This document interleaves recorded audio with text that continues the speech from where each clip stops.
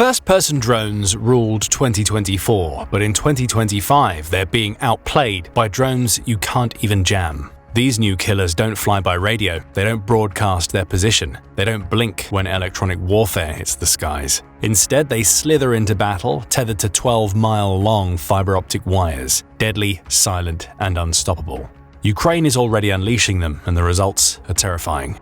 Let's break down how these drones work and why they may render Russia's best defenses completely useless. It hasn't been often during the war that one could make the claim that Russia was at the forefront of innovation, but fiber optic drone technology was actually first implemented by them in early 2024. By the end of the year, they've become a vital component of Russia's military efforts, playing a key role in the eventual recapture of all but a few isolated pockets of territory in the Kursk region that had been seized by Ukraine and held for approximately 8 months. By that time, the first Ukrainian fiber optic drones began appearing and were inflicting casualties on the Russians and destroying their equipment on the front lines.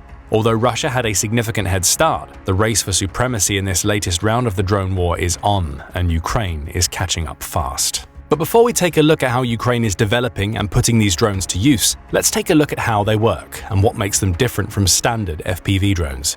Essentially, Ukraine's fiber optic drones are simply a modification of the standard FPV drone that has already transformed the way war is fought. Typically, FPV drones employ a quadcopter design on a carbon fiber, aluminium, or polymer frame. Electronics are then welded onto the middle of the frame, a battery is strapped to the top, and immediately before flying out on a combat mission, the drone's munition is strapped to the bottom. The big difference is in how the drone's pilot communicates with it.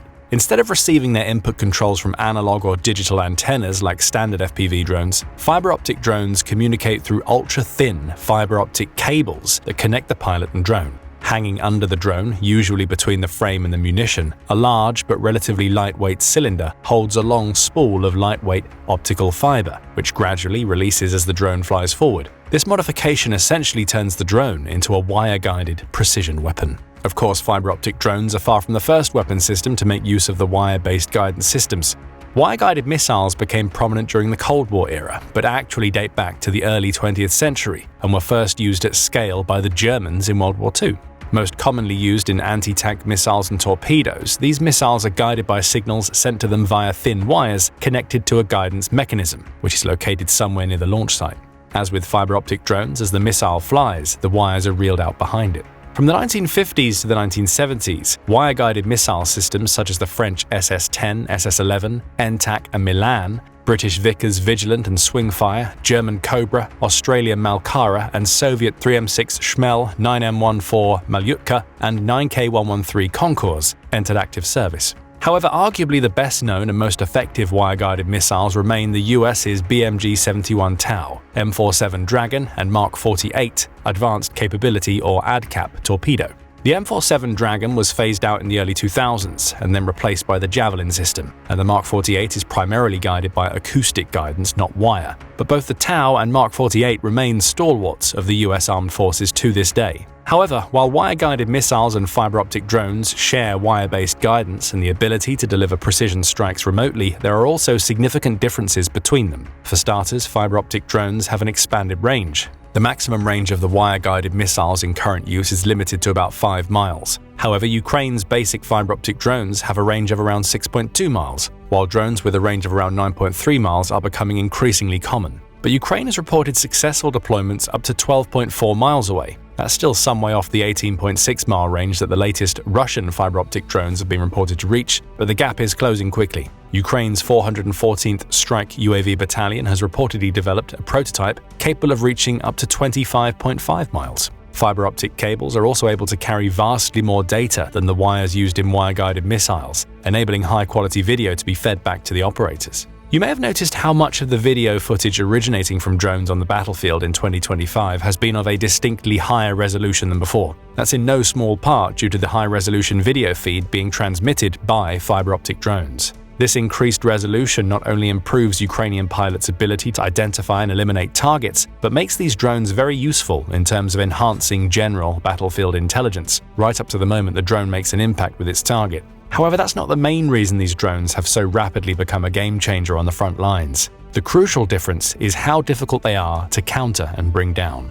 Standard FPV drones receive their control inputs and beam back video through standard analog or digital antennas, meaning that maintaining a decent signal connection, even at great distances, is crucial for reaching and engaging targets. That's not always easy to accomplish, especially in bad weather or jagged terrain, which hinders line-of-sight guidance. As a result, vertical antennas on the drone are often complemented by signal booster drones. These expand the FPV drone's operational range but don't entirely remove the constraints created by the radio horizon of the terrain.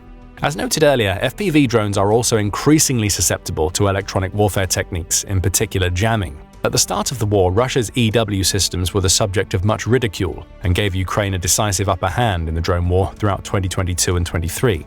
Ironically, fiber optic drones were reportedly first conceived by Ukrainian engineers, but shelved early on due to the effectiveness of cheaper, more agile FPV drones and the absence of effective Russian jamming. However, as acknowledged by some in the Ukrainian military, Russia has upgraded its EW capabilities significantly and now fields a widespread, layered, high-tech EW defense grid that ranges from smaller systems mounted on vehicles to protect them from FPVs to larger, more powerful units that can deny a large area at a distance. Of course, Ukraine has also upgraded its EW systems substantially, thanks in part to military aid from Western partners and in part to homegrown ingenuity.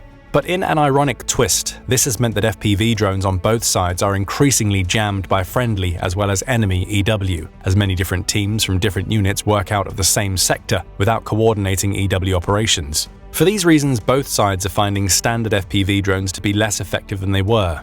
By the end of 2024, up to 75% of drones fired by Russia and Ukraine were being knocked out by jamming, according to Ukrainian military expert Pavlo Narozhny. This is a large part of the reason why fiber optic drones are now proliferating. Because they operate without a radio connection, they cannot be jammed, are difficult to detect, and are able to fly in ways and places that standard FPV drones cannot. For example, along tree-lined supply roads, as Captain Yuri Fedorenko, commander of the Ukrainian Specialist Drone Unit, the Achilles Regiment, explains. If pilots are experienced, they can fly these drones very low, between the trees in a forest or tree line. If you're flying with a regular drone, the trees block the signal unless you have a retransmitter close. Fiber optic drones can also fly into hangars, bunkers, dense urban terrain, or tree cover with no loss of signal. They're really great when you need to fly into some kind of building, like a large shed or hangar, to have a look inside if there's something there with the ability to strike it straight away. Alexander Shkid, another commander in the Achilles Regiment, told the Kyiv Independent. This maneuverability, coupled with their resistance to jamming, make fiber optic drones incredibly difficult to bring down.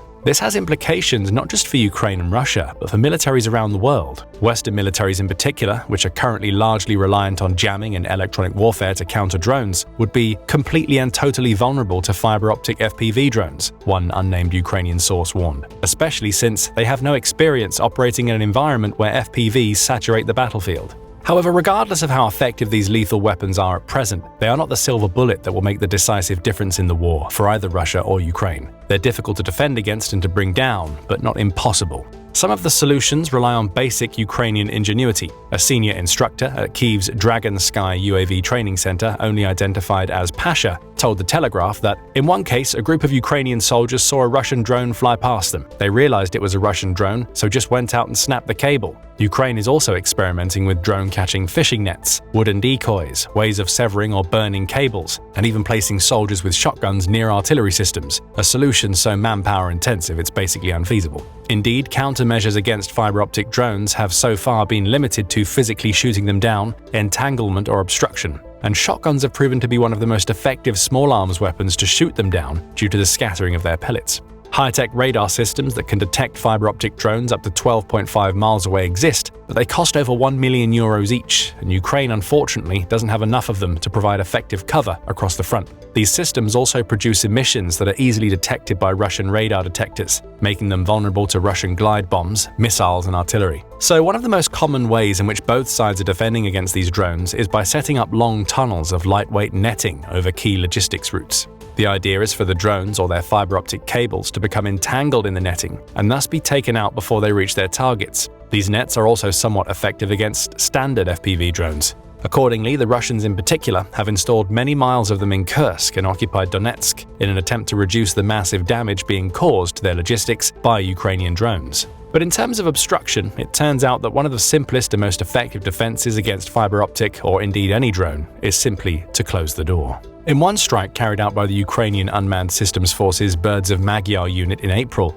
A Ukrainian drone flew through the open door of a warehouse. It then maneuvered past a parked Russian vehicle, took aim at a BMP fighting vehicle with its back hatch ajar, and struck inside the BMP, igniting a large fire that surely destroyed everything inside. Simply closing the door would have prevented the loss of millions of dollars of equipment by a drone that only costs thousands. These drones also currently have some design limitations. That's partly why, at present, the successful use of fiber optic among Ukrainian forces is limited to the top tier of well-equipped professional drone units, like the Achilles Regiment or the Azov Brigade's native drone battalion. According to Kirilo Verez, a prominent Ukrainian officer and commander of K2, which is another of Ukraine's top drone regiments, only around 10% of Ukraine's drone forces are currently using fiber optic drones. The weight and bulk of the fiber optic spool mean that a large drone frame with more powerful motors and a larger second battery is needed. 6 miles of fiber optic cable weighs approximately 2.6 to 3 pounds, changing how the drone flies through the air. The result is a final airframe that is slower, less maneuverable, and easier to shoot down with small arms than standard FPV drones. To achieve the same speeds, the heavier fiber optic drone must expend more battery power, which reduces its range. As a result, most pilots flying fiber optic drones typically fly them at much slower speeds. The trailing cable must also be precisely spooled to avoid tangles, and a strong wind can upend a stationary drone hunting its prey mid-mission. And as the spool gradually unwinds, the drones can become trickier to fly. According to Narozhny, at the start of the flight the weight is well centered, but by the end it's often off balance, adding that fiber optic drones are very, very slow. The hard connection between the pilot and drone also leaves a physical trail of fiber after every flight, which becomes visible once it starts to accumulate. When the Russians first started using them on the battlefield, Ukrainians were able to, at times, follow these strands back to the operations base and destroy them. In February, UAV operators at the Karadag Brigade did precisely this on the battlefield south of Vodyana in Donetsk Oblast. They followed sunlight-reflecting fibers back to a Russian fiber optic drone team's hidden base among some snow-covered buildings and then struck the unsuspecting Russian operators with explosive FPV drones. But Ukrainians face the same problem. As Shkid puts it, the fiber is very reflective in the sunlight and it makes it possible to find the place where you fly out of. That's why it's better to switch positions more often. That said, the sheer number of fiber optic drones being used on the front lines is reducing this risk. These days, it's a common sight to see fields littered with the filaments of fiber optic cable, glistening like spiders' webs in the early summer sunshine. On the one hand, the tangle of wires makes it much more difficult for the enemy to follow the filaments back to the operator base. However, some involved in the war have raised the alarm about the potential long-term environmental damage that may result from so much fiber littering the Ukrainian countryside. At this rate, when the war eventually ends, we are likely to see teams of fiber collectors methodically trudging through the fields, alongside the sappers clearing untold thousands of landmines that remain. But for now, the bigger challenges facing Ukraine in terms of fiber optic drones are related to ramping up production and training. In early April, Ukrainian President Volodymyr Zelensky said that since the beginning of this year, more than 20 new certified drone models with fiber optic control systems have emerged. 11 of our Ukrainian enterprises have already mastered the production of such drones, and he promised to ramp up production as soon as possible. Ukraine's defense industry has long been geared to produce drones at scale. Numerous drone production facilities have emerged, ranging from large enterprises to a couple of guys with a 3D printer. In addition, there are components coming in from all over the world, and even explosives crafted in a nondescript apartment in the middle of nowhere have emerged. So the problem isn't with capacity, but rather the sourcing of fiber and the extra cost. Unlike the early days of the war, drone supply of all types to the military is increasingly dominated by the Ukrainian state, not donations, and there's plenty of competition for budgetary resources.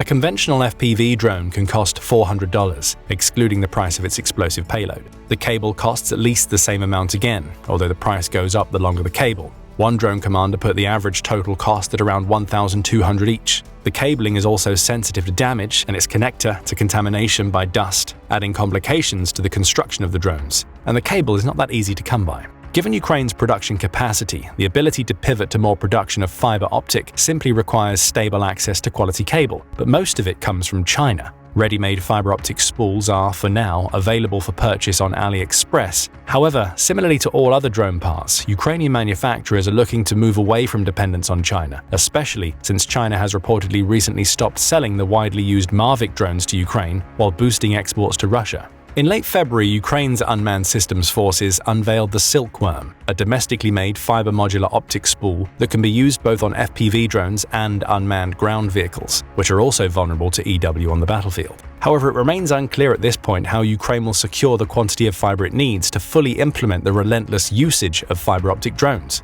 So for now, a squad commander identified as Dimitro told The Guardian in April that only around a tenth of the output from the drone workshop he oversees is fiber optic drones. That number seems to be consistent across the industry at this point. Like all new technologies, the other challenge Ukraine is still working through is training or retraining its pilots and operators to use fiber optic drones effectively. According to the commander of the 12th Special Forces Brigade Azov's Unmanned Systems Battalion, identified only by the call sign YAS, this is critical because if the pilot is not skilled enough, that's going to lead to significant losses in such equipment and systems. He adds that this technology is quite fragile. Any mistake in handling this drone can result in an unintended explosion, for example, or a loss of control. Mistakes can result in the fiber optic tearing as well, but nevertheless, we also had some successful strikes with the fiber optic drones. In fact, he says that there is approximately a 50% probability that a totally functional drone that flies on a combat mission will strike its target. That's compared to a success rate of 30% for standard FPV drones. So the advantage they're already providing is clear. No doubt, as more and more fiber optic drones roll off Ukraine's production lines, their quality will improve, as will their lethality. And as more and more Ukrainian pilots master this new technology, that success rate is bound to climb. Or perhaps it's just a matter of time until one side or the other figures out how to effectively counter them, and a whole new race to master new technology will begin. Time will tell, but whatever happens next, subscribe to the channel so you don't miss out on the inside story. And thank you, as always, for watching.